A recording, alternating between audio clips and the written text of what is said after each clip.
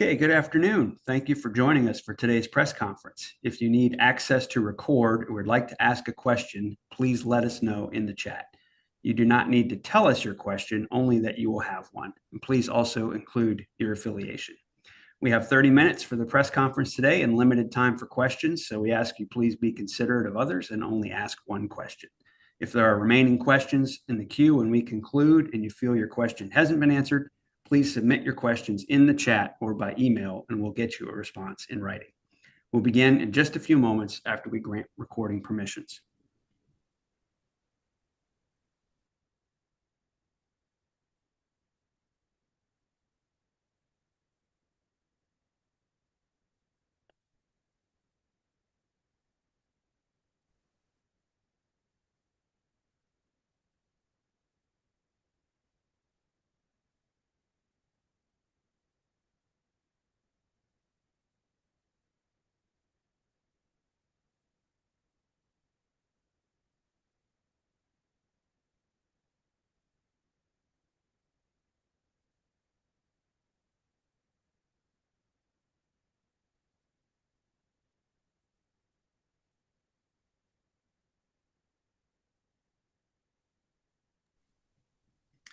Okay, I believe all permissions for recording have been granted. If you requested permission, you should now be able to record. If you still need permissions granted, please leave us another message in the chat. And Dr. Vanderhoff, we'll hand it over to you now to begin today's press conference. Well, good afternoon, and thank you for joining us today. I'm Dr. Bruce Vanderhoff, Director of the Ohio Department of Health. Before we get to our main topic today, which is a discussion of tick and mosquito-borne diseases and what we can do to prevent them, I want to briefly discuss measles and pertussis, two respiratory illnesses making news nationally and here in Ohio.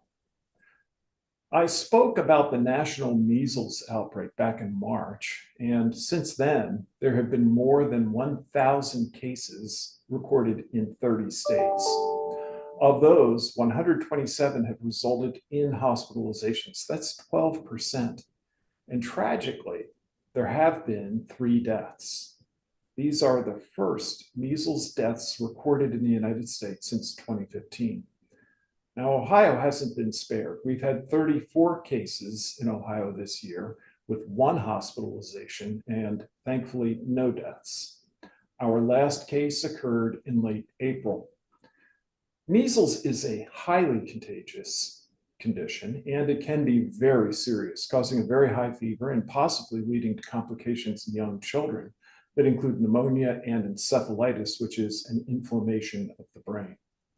What stands out for me, however, is how preventable these illnesses are. Nationally, 96% of the cases have been in individuals who were unvaccinated or whose vaccination status was unknown. And in Ohio, 32 of 34 cases have been unvaccinated. And the other 2 cases have had unknown vaccine status. The measles, mumps, and rubella vaccine, MMR, is 93% effective after 1 dose and 97% effective after 2, which is the recommended regimen for children. 1 dose should be given between 12 and 18 months of age, and the second dose between ages 4 and 6. Older children, adolescents, and adults born after 1957 also generally should have received the MMR vaccine for protection. If you're in doubt, check with your provider who can review your records and test for immunity if that's needed.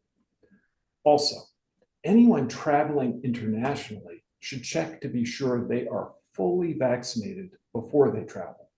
Many of Ohio's cases this year can be traced back to unvaccinated travelers who got measles in other countries and brought it back to Ohio. Now, let me turn to pertussis or whooping cough, which is another vaccine-preventable illness that has flared up around Ohio and the nation last year and again this year. Nationally, pertussis cases rose from about 7,000 cases in 2023 to more than 35,000 in 2024. The trend so far this year suggests that 2025 may end up with similar case numbers. In Ohio, we had 1,773 pertussis cases last year, the state's highest since 2010. Through last Thursday, we've had 499 cases so far this year. Like measles, pertussis can be a severe illness. Now, early on in the first week or so of infection, pertussis may feel like many other respiratory illnesses with a runny nose, low-grade fever, or an occasional cough. But after a week or so, people may develop coughing fits that can end up being very severe. Some people have described that cough as the worst cough of their lives. For babies, the illness can be more than an inconvenience. It can be life-threatening, as babies can struggle to breathe even if they don't develop coughing fits. Last year nationally, 1/3 of those ages 6 and younger who contracted pertussis were hospitalized, and there were 10 deaths reported. Ohio had a pertussis death in 2020 and another one reported this year. I encourage parents to make sure their children are in fact up to date with the recommended vaccination schedule. In young children, the vaccine is called DTaP, and it's a 5-dose regimen between 2 months and 6 years of age. Called Tdap for children and adults, an additional dose is recommended at 11 to 12 years of age, as well as a dose for pregnant women between their 27th and 36th week of pregnancy in every pregnancy, and 1 shot for all adults every 10 years. For measles, pertussis, and a host of other diseases, making sure you're up to date on your vaccinations is really the best way to protect yourself and your family. Well, as the weather has warmed up in recent weeks, ticks and mosquitoes have become more active here in Ohio. These are not just pests, but some mosquitoes can carry a variety of diseases. So it's important that we talk about what we can do to help avoid mosquito bites and tick bites, and hopefully the illnesses that they cause. It's fitting that May was Lyme Disease Awareness Month, as Ohio has experienced a major increase in this tick-borne disease in recent years. Lyme disease used to be uncommon in Ohio. In the early 1990s, ODH reported 1 or 2 dozen cases in an entire year. Now compare that to 2023, when we reported over 1,300 cases, or last year, when that number rose to over 1,700. Lyme disease is caused by black-legged ticks, which were rare in Ohio until about 15 years ago. Milder winters in recent years means fewer ticks are killed off by the cold weather, and the earlier onset of spring means a more prolonged period of time when the ticks can be active. Another tick-borne disease that we see in Ohio is Rocky Mountain spotted fever. This doesn't affect nearly as many people as Lyme disease. We see about 35 cases a year, but it can progress to become a very serious illness. Our department is about to launch a public awareness campaign on tick safety and prevention using billboards, social media, and radio advertisements. The key points of the campaign are protect, check, remove, and watch. To protect yourself from ticks, remember the following tips. Avoid tall grass, wooded, and brushy areas. Number 2, walk in the center of trails, not along the sides. 3, use insect repellents registered by the U.S. Environmental Protection Agency, labeled for use against ticks. Number 4, tuck your pant legs into your socks or boots, and tuck shirts into pants to keep ticks on the outside of your clothing. And finally, wear light colored clothing because it will help you spot ticks more easily. Be sure to thoroughly check for ticks after heading inside. If you find a tick attached to your skin, the best way to remove it is to use fine-tipped tweezers to grasp the tick as close to the skin surface as you can. Pull away from your skin with steady, even pressure. And then carefully watch for symptoms such as fever, headache, or rash. Should you develop symptoms, seek prompt medical attention. Now, I'd like to bring in our guest today, Dr. Steve Burdette, an infectious disease physician in Dayton and a professor of medicine at Wright State University's Boonshoft School of Medicine. Welcome, Dr. Burdette. Thank you. Dr. Burdette, we're seeing, of course, problems with Lyme disease. Are you seeing an increase of Lyme disease in your clinical practice? And what are the signs and symptoms as well as treatments that are available for Lyme disease? Yes, clinically we are. In the old days, the good old days, so to speak, we actually wouldn't take referrals for Lyme disease because it didn't exist. And I'm in Southwest Ohio here in Dayton, and we just didn't get local Lyme disease. Now we're seeing patients who have never traveled to Martha's Vineyard. They haven't traveled to the East Coast. They've stayed right here in Centerville or wherever, and they are being diagnosed with Lyme's disease. So yes, things have absolutely changed, and 2025 is not the same as it was in 2015. The symptoms of Lyme's is typically can start with what's called a bullseye rash.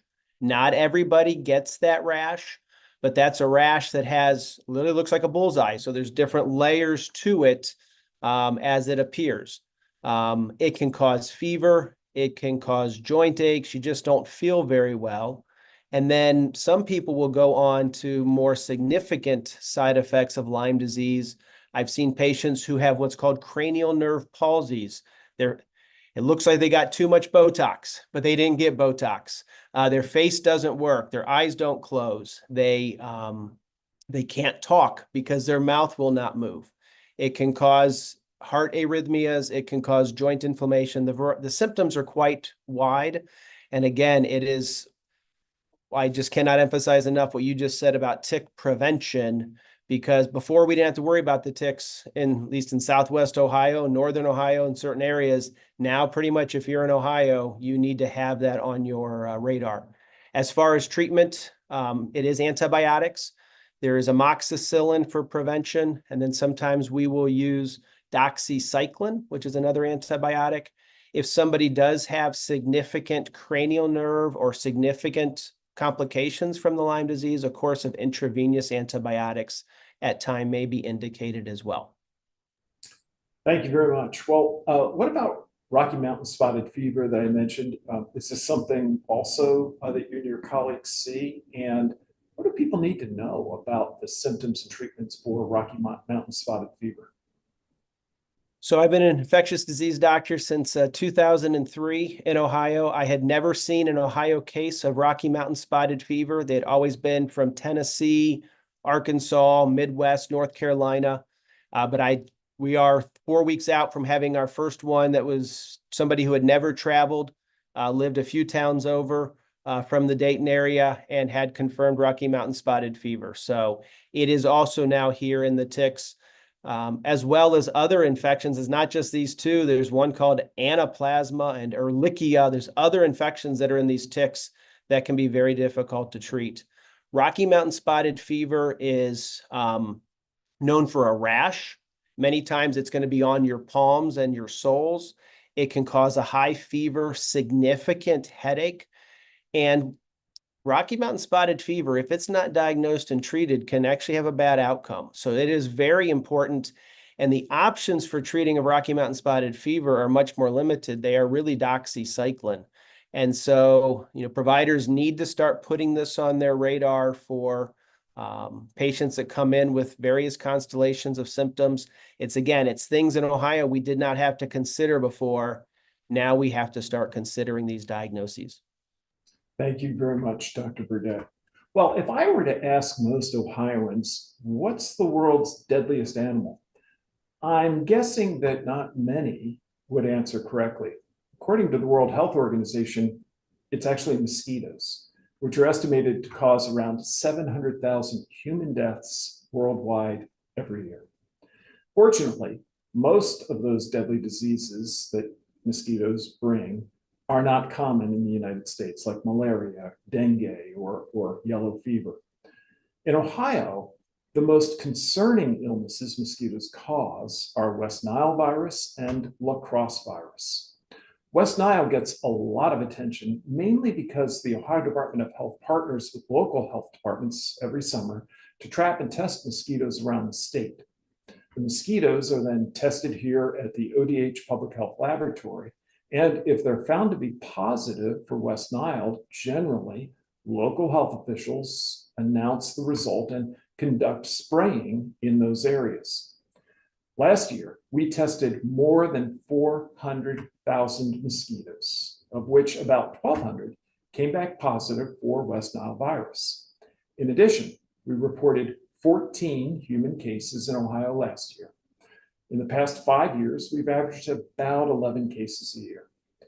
For some, particularly the elderly, West Nile virus can be very serious, and we usually have 1 or 2 deaths a year in Ohio. La Crosse virus is not as well known, but like West Nile, has roughly 15 cases each year, and it can cause severe illness, particularly in children. So mosquito avoidance is the key. And some tips to avoid mosquito bites include, first, wearing light colored clothing, long sleeves, long pants, and socks when outdoors, particularly when mosquitoes are most active. Those times are the times around dusk and dawn. So those are, secondly, times you might consider avoiding outdoor activities. The third recommendation is remember that mosquitoes bite through thin clothing. So spraying your clothes with an EPA registered repellent will also add an extra layer of protection. And fourth, you can help reduce the number of mosquitoes around your home by emptying standing water regularly. Think about things like flower pots, gutters, buckets, pool covers, pet water dishes, old tires, and bird baths. So now I'd like to turn again to our guest, Dr. Burdette. Dr. Burdette, I've mentioned 2 of the most common mosquito-borne diseases here in Ohio. Can you share a little bit about West Nile and La Crosse viruses, including some of the warning signs that might lead people to seek further medical attention? Yeah, I got to experience when West Nile first came to Ohio back in the early 2000s, and we had ICUs full of patients who had very advanced neurologic complications from the virus, and we had nothing we could offer them. I mean, it was absolutely devastating. Now we don't see that quite as often. It can cause fever, it can cause muscle aches. I really do get worried if you see somebody advanced in age who has some confusion and has been working outside, who is normally very sharp mentally. It can be a sign of that. It can cause diffuse weakness. I mean, this versus, one person can get it very severe and the person can get bit by the same mosquito and have no symptoms. So a lot of it has to do with the person's underlying immune system, whether they've had the infection before and whatnot. So again, mosquito avoidance is very important. The La Crosse, I honestly, I don't see that clinically as much because we don't routinely test for it. Again, it's going to be a lot of your viral type syndrome. So again, it can cause some fever. It can cause a little bit more GI issues. I don't typically see nausea and stomach problems with West Nile. But then in kids, it can again cause confusion, cause seizures, cause advanced neurologic, complications. And again, because of diagnostic modalities, doing what you can to prevent the mosquitoes from giving you the infection is a lot better than trying to diagnose it once the symptoms manifest, because the symptoms for both of these overlap with a lot of other medical conditions as well as infections. Thank you very, very much, Dr. Burdette. Well, as I wrap up today, I want to provide a few more safety precautions for us as we head into the heart of the summer outdoor season. First, I want to encourage everyone to swim safely. And what does that mean? Well, one, we really encourage adults in particular to be water watchers. Pay close attention to kids who are near water. Secondly, it's important to avoid distractions when you're around pools and other bodies of water, things like your cell phone, books, alcohol. Third, always have a swim buddy. Pairing kids up can really help keep everyone safe. Also, we all realize that the sun can be harmful to our skin. One important way to protect ourselves during the summer is to consistently use a sunscreen of at least SPF 30. I also want to encourage the use of hats, at least a baseball cap. But if you're going to be out working in the garden or riding a long tractor or anything where you're in the sun for a prolonged period of time, a wide-brimmed hat is much more effective than a ball cap. Consider wearing long sleeves as well. There are some very comfortable, lightweight, long-sleeve shirts that make good choices. And finally, when our temperatures are really beginning to rise, as they will over the coming months, be sure to drink plenty of fluids, limit your outdoor time, particularly in the middle of the day, and be aware of the symptoms of heat exhaustion and heat stroke.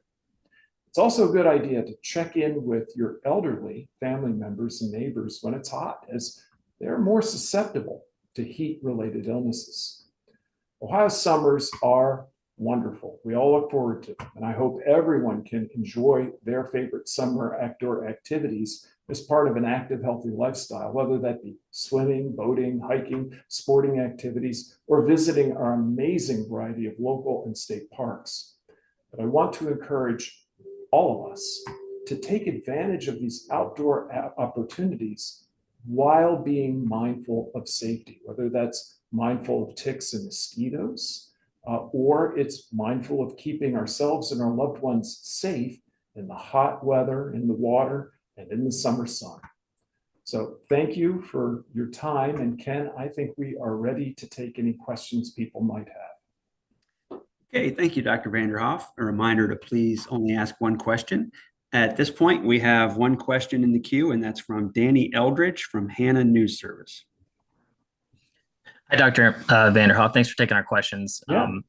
So I just have a question about measles. On the dashboard on your website, it has 36 cases. One with 34 was the last I had seen, and I think that's what you said earlier. So I didn't know if is the Cuyahoga and Defiance County cases, are those really new, or?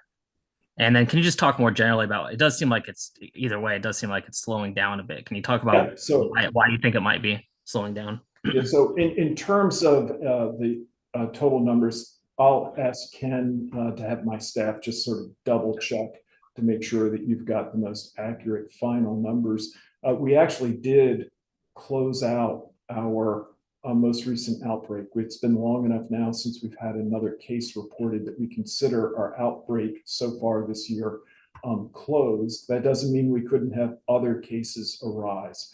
But we should be able to get you a complete number. It is possible, sometimes we will include in our reports proven or confirmed cases, as well as presumed or presumptive cases, and there can be a little discrepancy there. But again, I'll have Ken get you the official final numbers on that. Okay, I appreciate that. Can you talk a little bit though? Why do you think it's like slowing down a bit? Just as a follow-up. Yeah, I'll tell you, this is the pattern that we often will see with measles, is that it comes in bursts.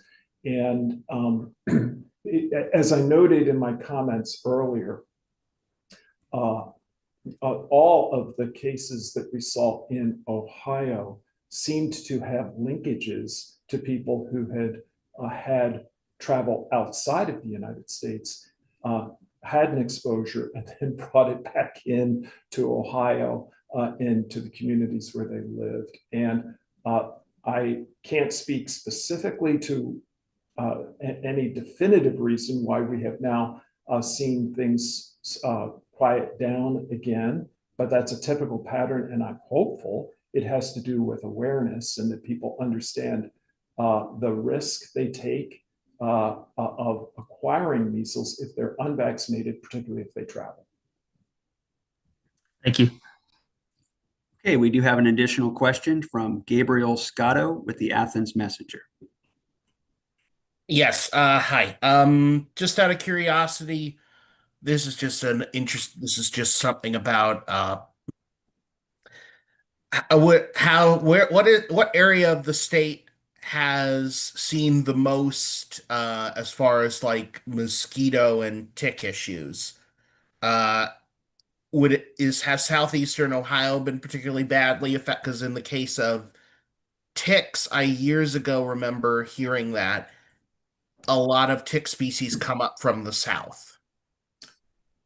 Thank you very much for that question. And I'll answer it at a high level for you. And in addition, I will also ask my staff to look at any more recent regional comparisons that we have. But at a high level, I think what Dr. Burdette pointed to is really characteristic of the tick-borne and mosquito-borne disease activity that we're seeing in Ohio. It is true that a number of years back, we saw much more regional variation in tick-borne and mosquito-borne illnesses in Ohio as the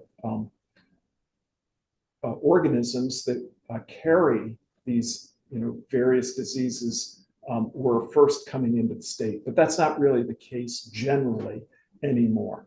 Generally now, wherever you live in Ohio, you have to be very cautious and careful about tick exposures and mosquito-borne virus exposures. So the recommendations that we're making about tick safety and mosquito safety are applicable everywhere in the state. Another way of saying it is there really is no longer any safe zone in Ohio where you can reasonably expect to not have to worry about exposure to tick-borne or mosquito-borne illnesses. And Dr. Burdette, I know you commented on this in your comments, but it sounds like in your clinical practice that it is in fact what you've seen evolve over the recent years.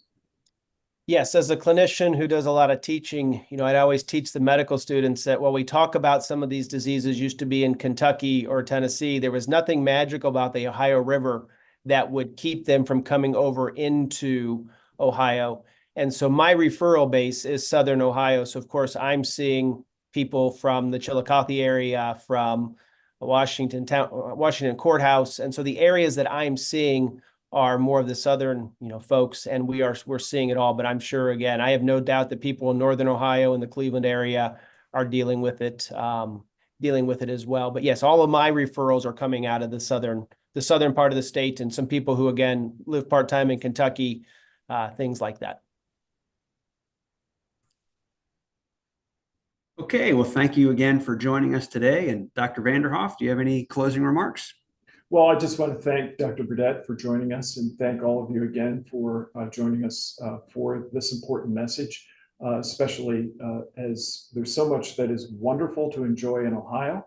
And we want people to get out and enjoy the wonderful summer weather, but we want people to do it safely. So thank you again. All right, this will conclude today's press conference.